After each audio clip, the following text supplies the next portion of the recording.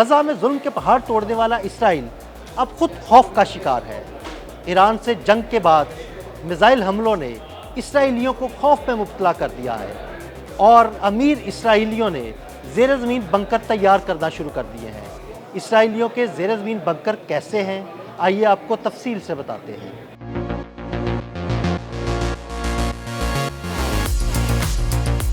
ایران کے تباہ کن میزائل اور ڈرون حملوں نے اسرائیلی اشرافیہ کو خوف میں مبتلا کر دیا اور مستقبل میں کسی بھی خطرے یا تباہ کن بموں سے بچنے کے لیے اسرائیلی اشرافیہ نے لگژری بنکرز بنانے شروع کر دیے۔ آرام دہ صوفے، بڑی بڑی LCDs، خوبصورت انٹیریئرز اور دنیا جہان کی سہولیات۔ مرکزی اسرائیل کے پوش علاقوں میں زیر زمین نجی پناہ گاہوں کی تصاویر سامنے آنے لگی جو کسی عام بنکر سے یکسر مختلف اور آسائشوں سے بھری ہوئی ہیں۔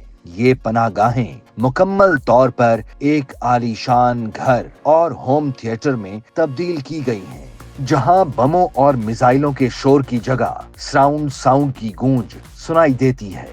حال ہی میں اسرائیلی ذرائع ابلاغ نے ایک رپورٹ شائع کی ہے جس میں سینما تھیٹر نما ایک زیر زمین بنکر کو دکھایا گیا ہے جس میں صوفے اور LCD لگی ہوئی تھی اور وہ بنکر ایک لگژری تھیٹر کا منظر پیش کر رہا تھا۔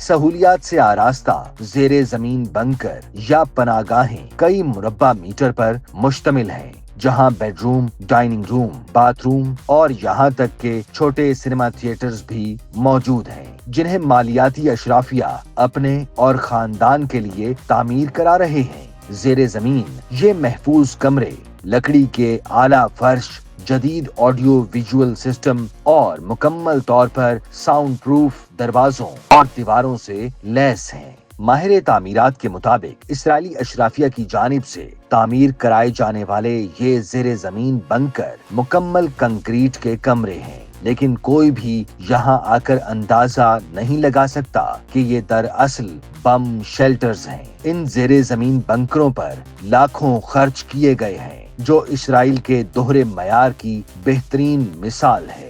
جہاں ایک طرف فلسطینیوں کے گھروں پر بمباری ہو رہی ہے تو دوسری طرف اشرافیہ کو اعلیٰ معیار کی تفریح اور تحفظ کی سہولیات فراہم کی جا رہی ہیں۔